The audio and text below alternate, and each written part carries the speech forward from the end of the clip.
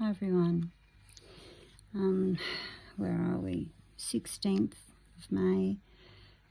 1 o'clock in the morning, around about. I just felt the need to share a few minutes just before I went to bed. On the eyebrows, I got them all tattooed today, so they look all thick. I had a couple of friends contact me today to see if I was okay, just in regards to a lot of energy that I obviously had last night, and part of what I wanted to do when I decided to start this was to keep real, was to keep it all real. I don't want to edit it. I don't want to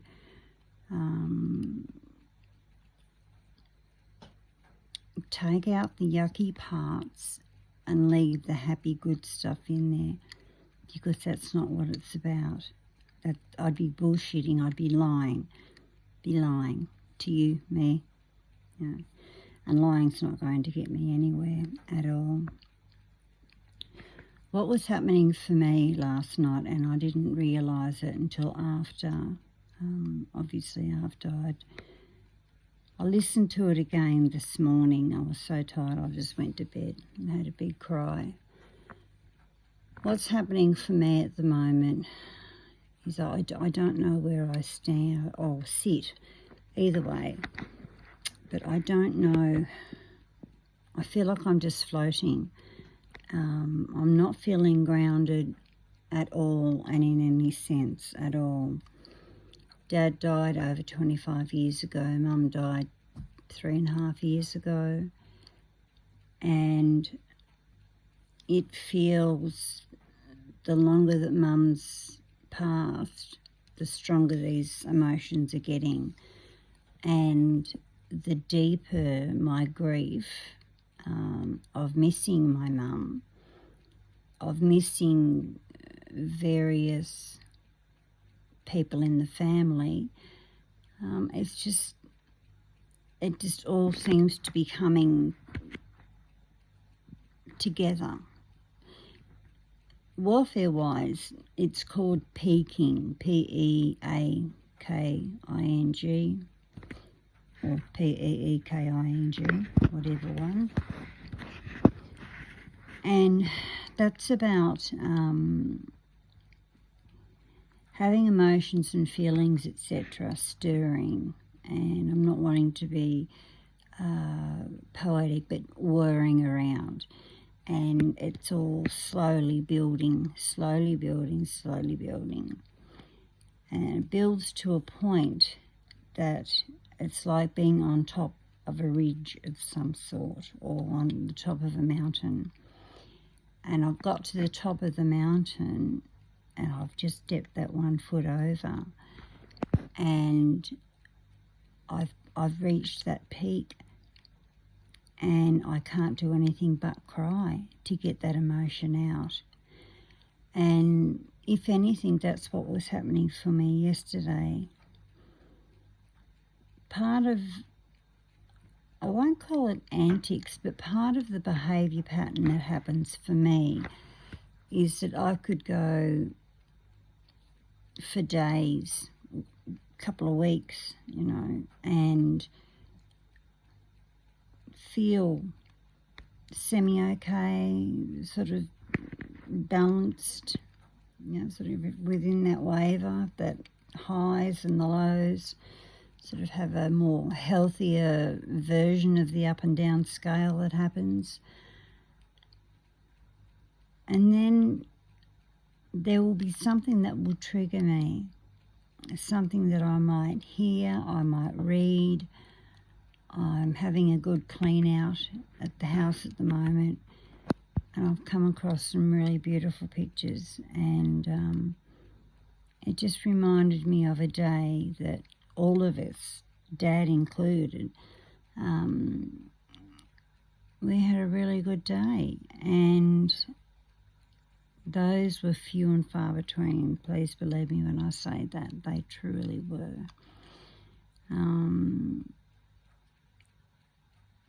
Very confusing at the same time, but when they were happening, and, you know, we loved it. We could be running around the house inside, throwing eggs at each other.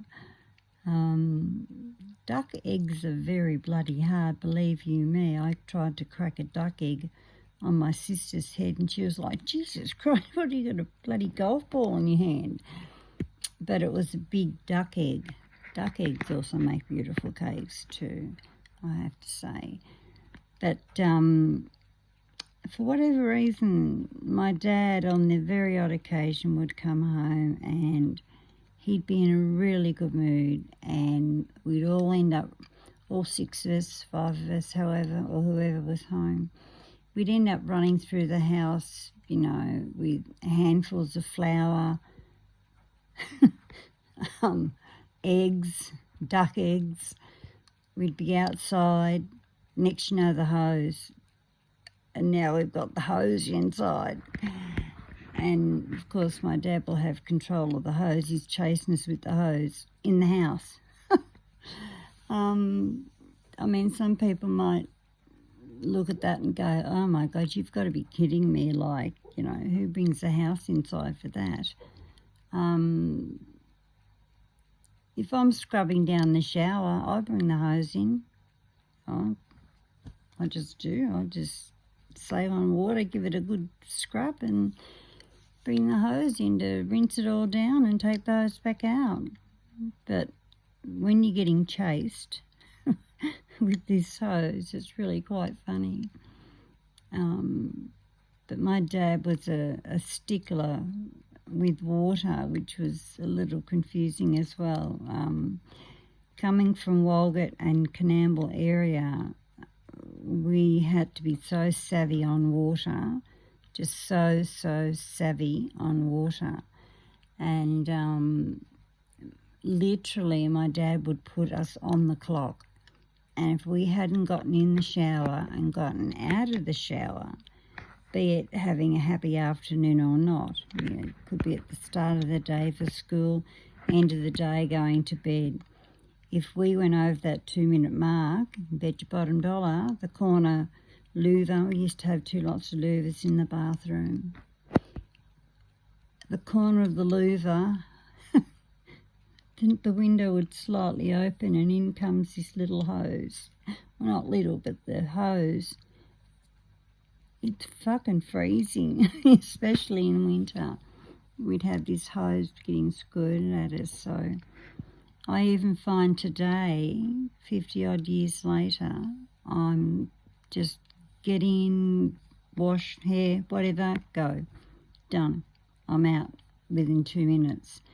And it's probably a good habit to have been in, because the way resources, etc., have all just skyrocketed, it is just absolutely ridiculous. But anyway,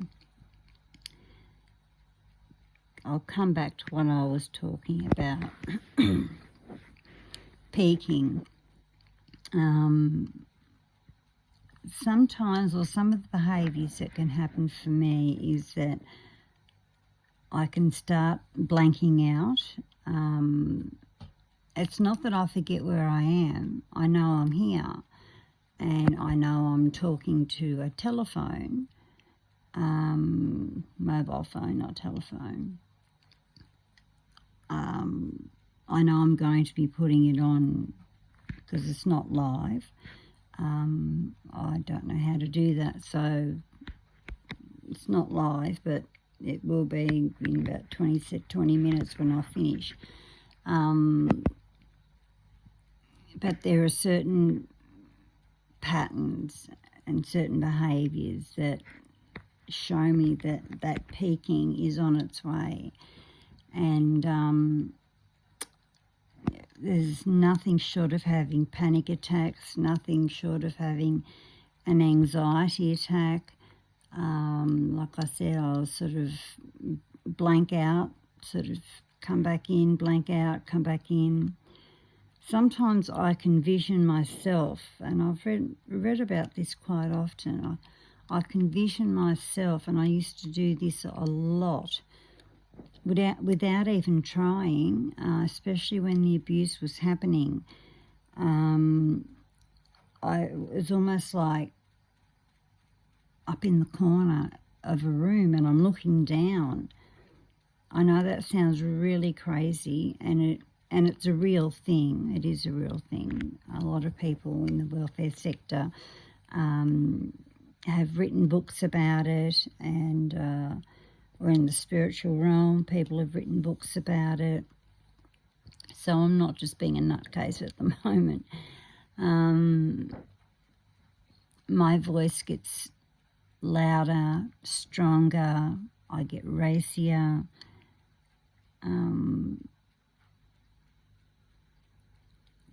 Almost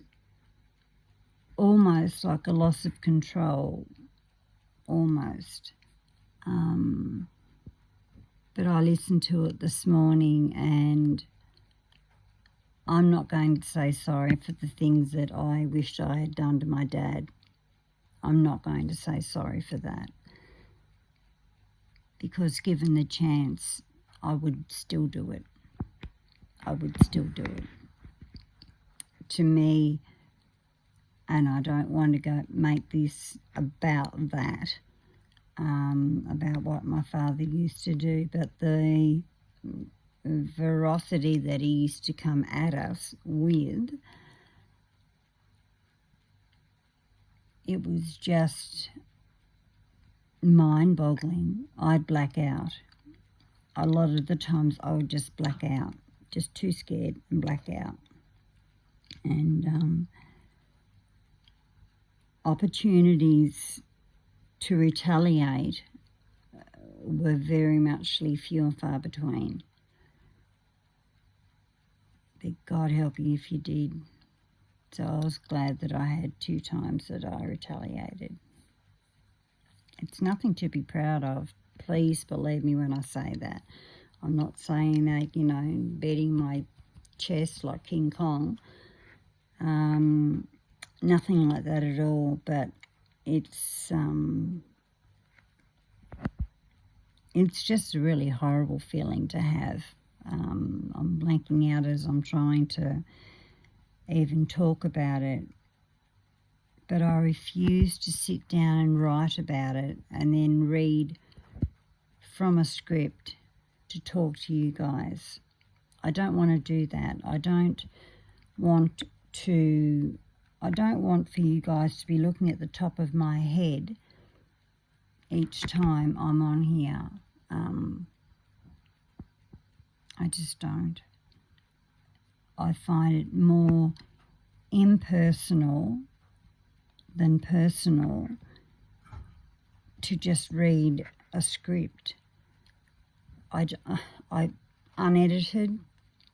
I want people to get the gist of what it's really, really like. There are so many people in the welfare sector, or not just that, so many people that live with people that may have mental illness. And I can't even think of the word.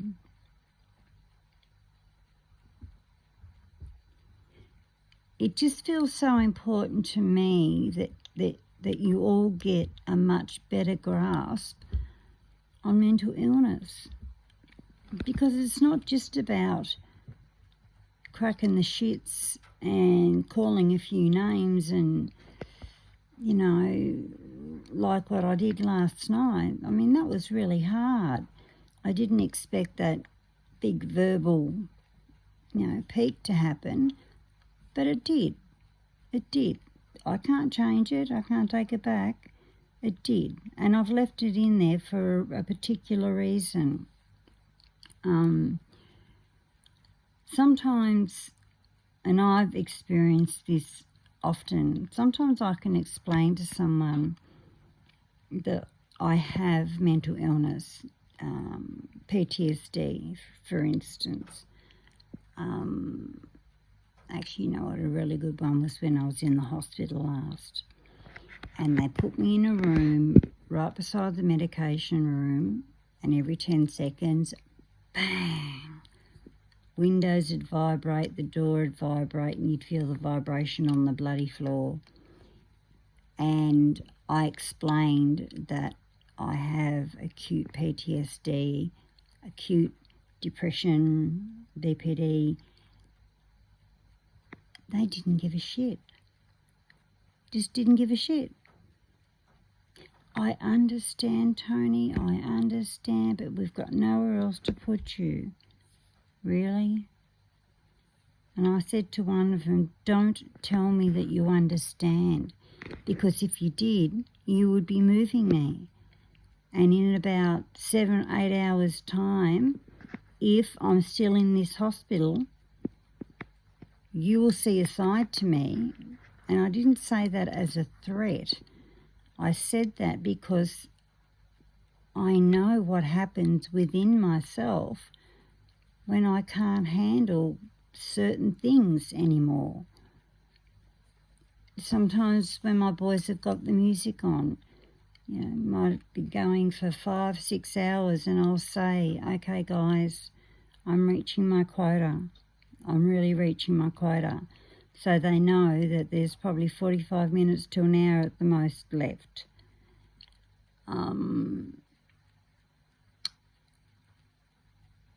Most times I can come back out and say, okay, that's it, done. Sometimes they might want to be cheeky and push the boundaries, and then I'm really done. But it really is an up and down questioning game, mental illness. It really is. And I have often shared that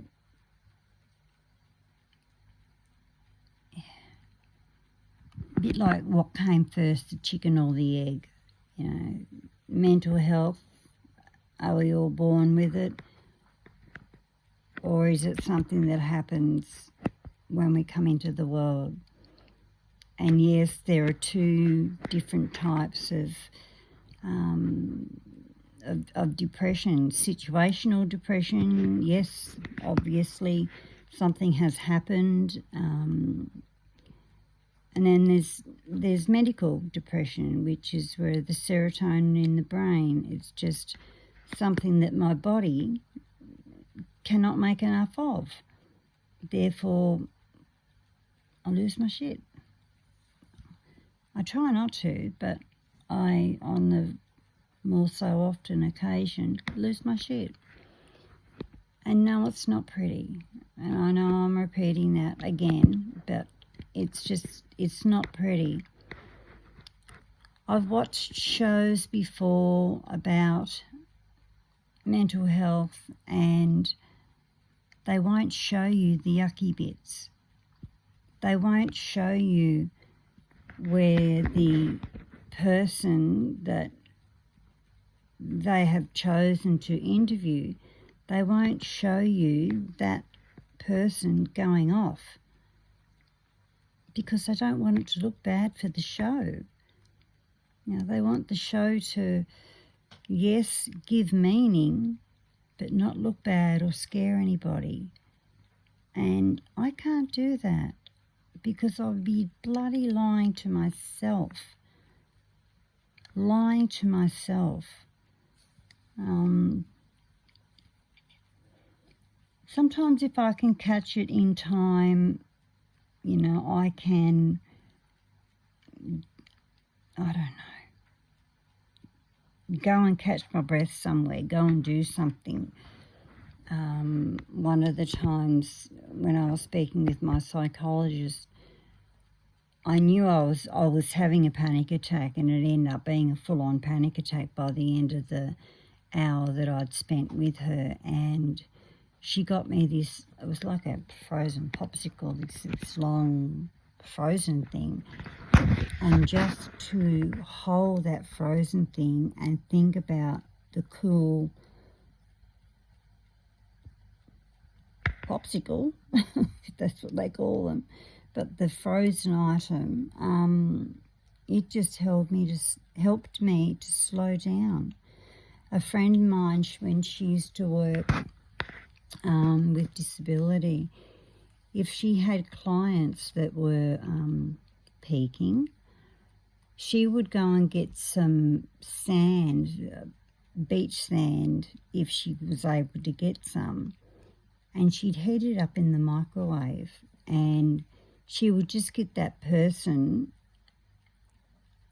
to sit down and put their feet in the sand, and she would just gently, with that sand, just gently over the foot with the cup of that lovely warm sand, and they would calm down. So different temperatures obviously work too.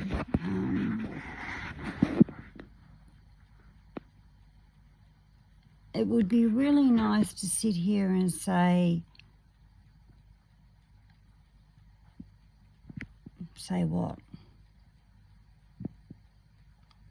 That each day is perfect and I don't have any of those issues. Well, I'd be lying. I'd be absolutely bloody lying, because every day there's some kind of suicide ideation. Now, I don't know if that has just crept up on me slowly as I've become more and more aware of what goes on with me.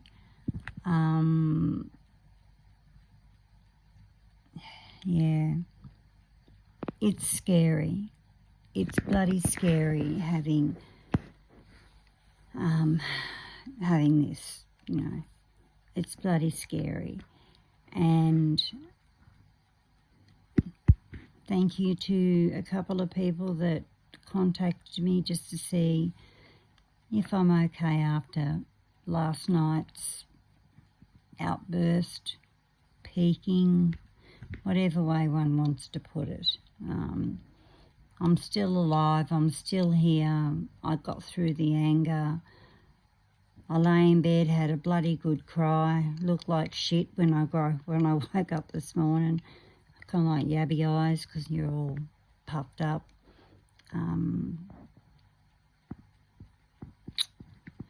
It is what it is. And there's lots and lots of pockets of that in the road to recovery, in that process. I mean, there's a zillion different roads we can all take. But it's the same ending we're all heading for. Some peace and calm in our life.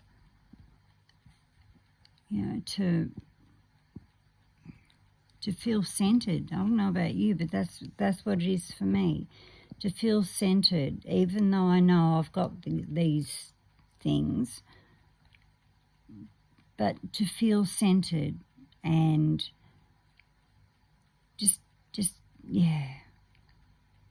feel human for whatever feeling human feels like. I still cannot for the life of me figure out what feeling human is. There always seems to be some kind of attachment in there somewhere, a not very nice attachment either, but some kind of attachment there. I was thinking about it on the way home today. I had several medical appointments in town, and it really is a good time to think when I've got no one in the car and I'm just driving home. It's only a 30-minute drive, but it's just a nice space to relax. And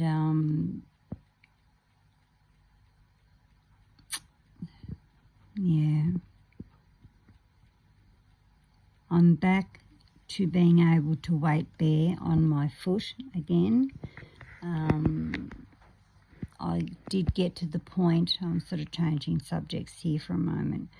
I did get to the point on my foot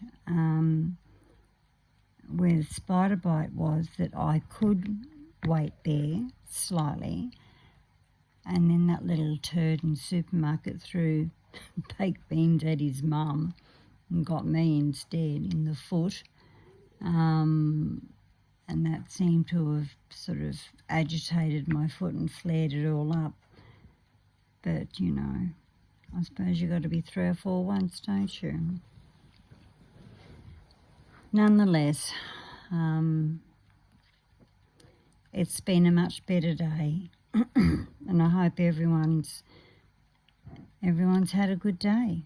It's nice to hear, you know, when everyone's had a good day. Not that I've heard from you all today, but it is what it is. Something funny. I don't know what to share. Something funny tonight. Yeah, I can't think of anything. Maybe I'll think of something tomorrow if I choose to share tomorrow. But I just wanted to give a quick update and just explain a little bit more about what was going on for me last night. And I'm sure there will be plenty more moments as such. And hopefully I will still get on there the next day and explain what it was about. Explain my behaviour so you may all get a better understanding of what's going on. So, yeah. Take care. Talk soon.